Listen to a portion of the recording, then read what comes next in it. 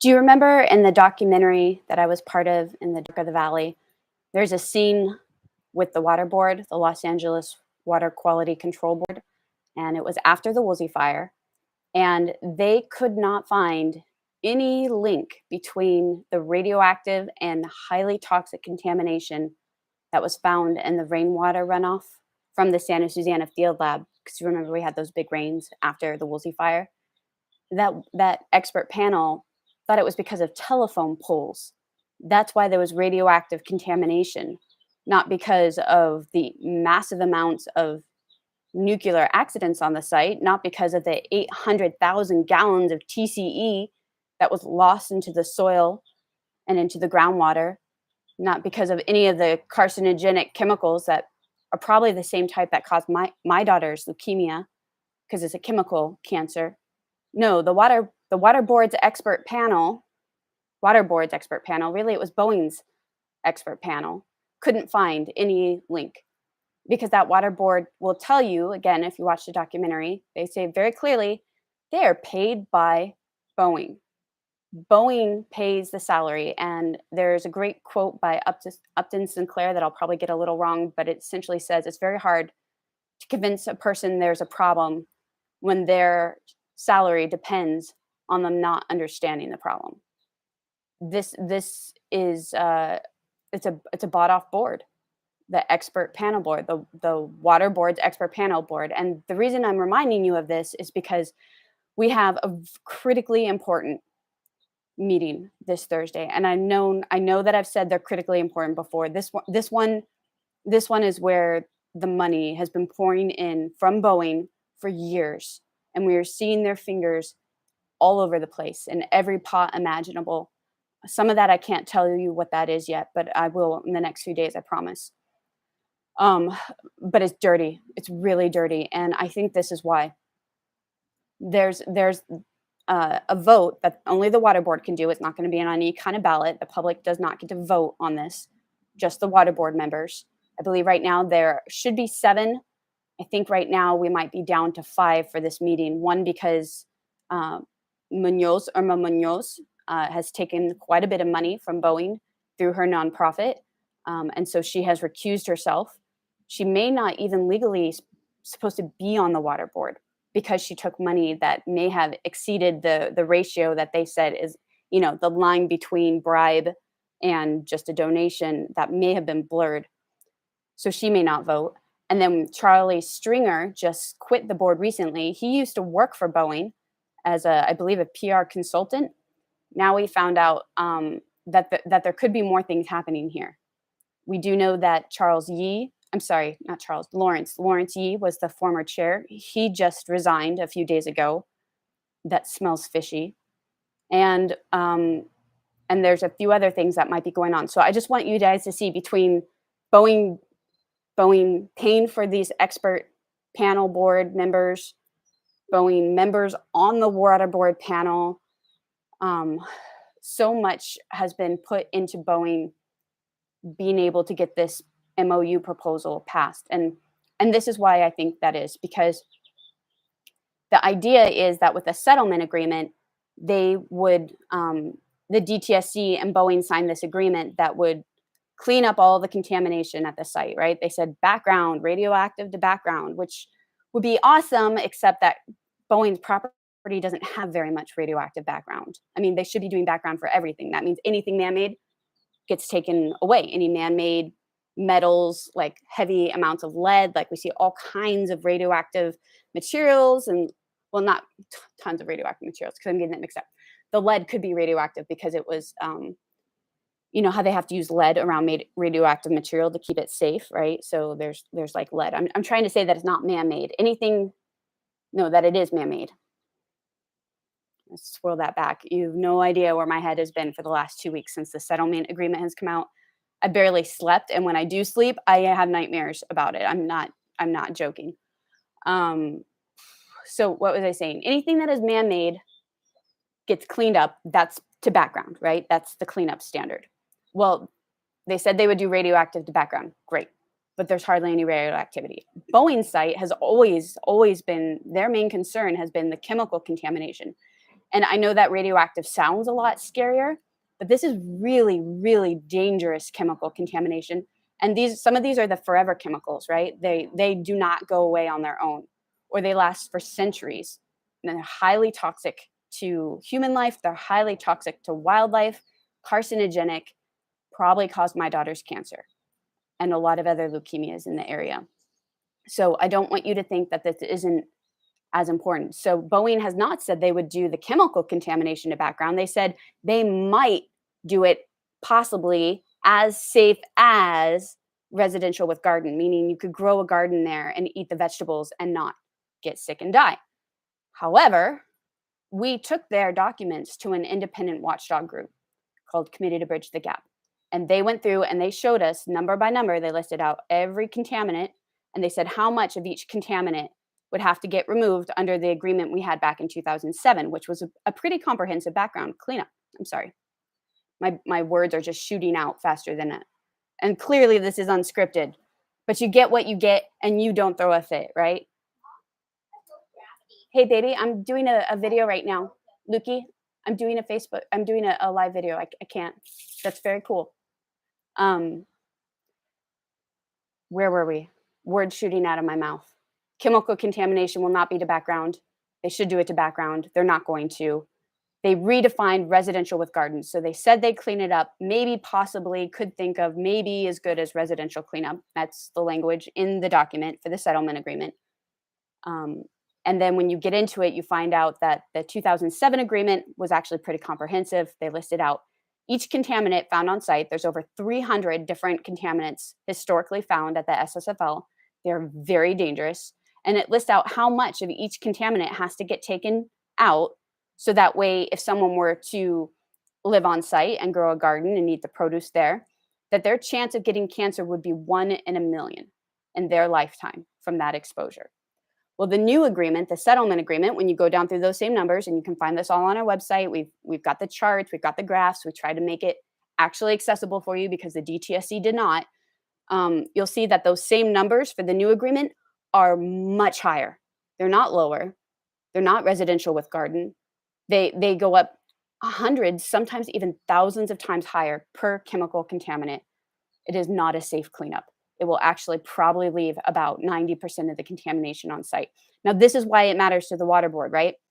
Because the water board says in their agreement that Boeing will not need a stormwater runoff permit because there won't be any contamination left because Boeing cleaned it all up.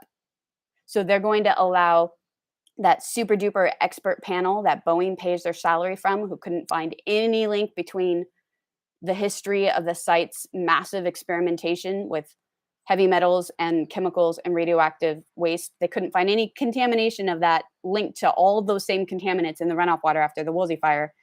They're the ones who get to do modeling. So I'm sorry, it's complicated. Just bear with me, okay? What they'll do is instead of actually testing to see how much contamination there is in each area, they're going to put together a computer system, generated system of where they'll say, well, we assume with these assumptions and this background numbers that we're going to decide ourselves, and we're going to put it all together and make this projection about how much contamination could come off after this complete cleanup should be done. And of course, they're going to say it's zero. And then from there, the water board has already agreed before these modeling things have even been done, before the cleanup has even started, even though it's not going to be a cleanup, not testing after the cleanup, right? This is all being done now. The agreement is signed now. Then they're saying they'll do all that.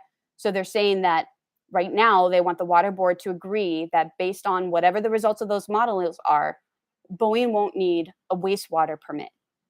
So what does that mean, right? That's called the NPDES. And we were fighting that earlier this year for any of you who were around earlier this year. The NPDES is this national permit that allows you to dump contamination into the local waterway. I am not making that up. That exists in the 20th century, not just for Boeing. It's not super helpful.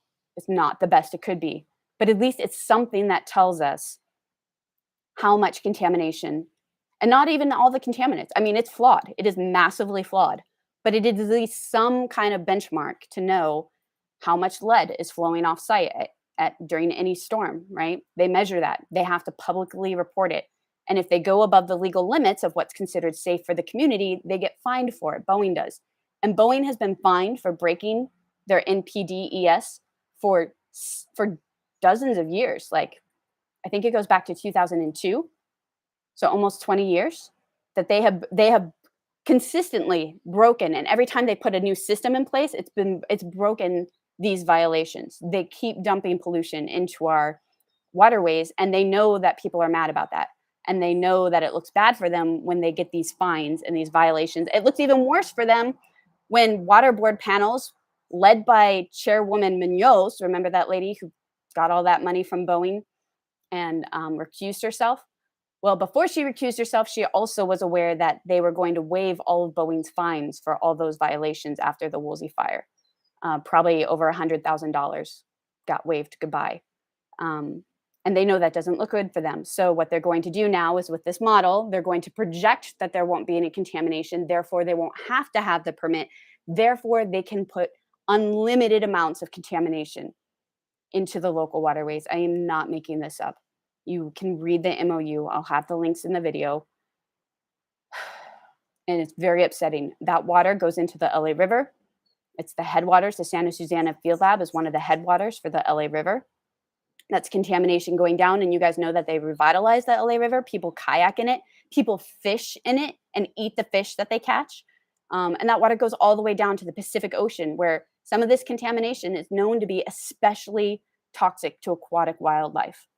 On the other side of the hill, it's going down the Arroyo Simi, and it reaches into the Cayugas Creek watershed. And that water is used in Ventura County for drinking water. Golden State Water in Simi Valley and the rest of the Cayugas Creek watershed use some of that water for drinking water. It is also used for crop irrigation.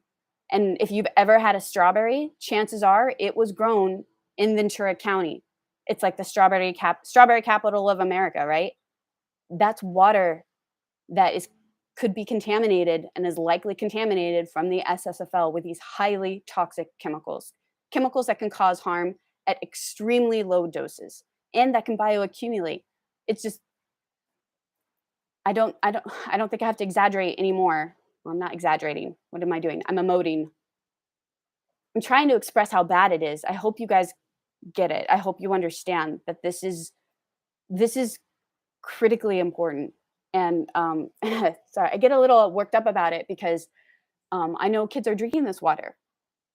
And I know that farm workers are working in the fields with their hands. They're interacting. They're being exposed. Their children playing in the beach, right? I mean, my kids play at the beach. These are all critically important water sources. And Boeing's proposal will let them unlimited amounts of contamination, and it'll be permanent. That's the thing I'm trying to drive home here. It's permanent. This is a permanent solution for Boeing, is to get rid of all of their contamination. And you know what? I'm going to be honest with you, because this is in the MOU. You can read it. After they're done with the cleanup and after they've done the modeling, they're going to take away a lot of these systems. I think all of them. I'll put the right page number on there for you. You can look this up yourself.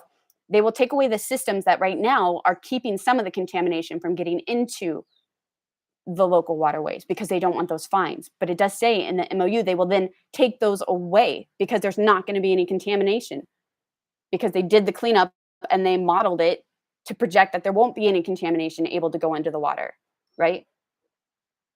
Then they're taking away the systems that are protecting us right now. So those exceedances are going to be even higher after this. That means even larger amounts of toxic chemicals and radionuclides and metal contamination. And it also means that when Boeing's permit goes away, NASA and Department of Energy, they might not even have to get a permit. We're looking into that right now because they're federal entities. They might not be under jurisdiction of the local water board. And it looked like from what we did see that the permit that they would be suggested to get, it's not even guaranteed in this agreement. The suggestion would be a construction and excavation permit.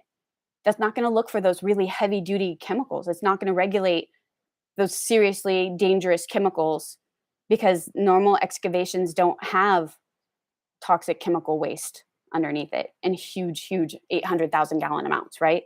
Do you see what I'm saying? This MOU is meant to harm us. This MOU has no benefit to the public. There's literally zero benefit. We did not find a single place where this is going to be like, oh, this is a compromise or this might help. I guess we could take and give a little. This is none of this. This is Boeing's way to probably turn on water up at the field lab and probably continually run this contamination into our water. If I were to bet $100, I'd bet more than that. I think that's their plan. I think that they're going to try to flush all the contamination off site that's left. And then, in 20, 30, 50 years, then they'll say, hey, the land's all clean now. How about that? There's no contamination off site because they washed it into our community where they know it's going to be impossibly harder to clean up. Impossibly harder to clean up because groundwater is very difficult to clean up. It's very costly and it takes a long, long time. So instead of them having to pay the bill, they're going to have us have to pay the bill in the public to deal with cleaning up our waterways, but also through all the health issues that we're going to have. If drinking contamination is one of the most dangerous ways to get that. I mean, body contact on your body isn't good. You don't want your skin and organ. You don't want that, but drinking it is very dangerous. It gets it into your body. I think I've said enough. Why did I say all this? Because Thursday, if you're still listening, God bless you. This is a longer video than you signed up for. It's a longer video than I plan on making. We need you to come in person or virtually to give a comment because this matters. This is our last opportunity. They did the settlement agreement with zero public feedback. They didn't give us an opportunity to say we don't want this. They forced it on us. And they did it after a year of private mediations with Boeing that they didn't even allow government representation to be in the same room. We know that because Supervisor Linda Parks kept saying, let a community representative, let a government official be in there to represent the community's best interest. And they said no, they would not. They did not let that happen. And so they threw that on us, and now they're trying to push this MOU. This is our only time we are legally allowed to have a comment, to say in the legal file, the community does not want this. We are concerned for our health, for the health of the generations to come. And that's why I need you guys to come on Thursday. In person would be best because they need to see how upset we are. They need to see the faces of who they're hurting. If you can't come in person, there's a virtual option. You can sign up and give a virtual comment. I'm going to be making so many of these videos because I don't know what else to do, you guys. And we have no budget, so we can't really advertise. We need your help. We need you to help get the word out. We need you to help bring your neighbors, bring your friends, send out emails. Whatever you can do, this is the time to do it. This is the time to pull all the stops because once this happens, we cannot get it back. And if this happens, I don't know, maybe we should all move out of Ventura County because it's going to get bad. And Los Angeles near the LA River, you're not going to want to be anywhere near it. And don't forget too, it's not just if you're in the water, because especially the LA River, it dries up, right? Well, then all that contamination that was in the water now all of a sudden is loose in the air. So don't think it's just if you play in the water. It's one of multiple ways that this contamination reaches us. Please help. Please spread the word. Please be there Thursday. Thank you all guys for listening and hearing. Appalachian Girl Designs. I really appreciate your comments here. And I'll put all the information in the comments, also on Facebook. Also, this is being email blasted out to everyone. Thanks so much, you guys. God bless.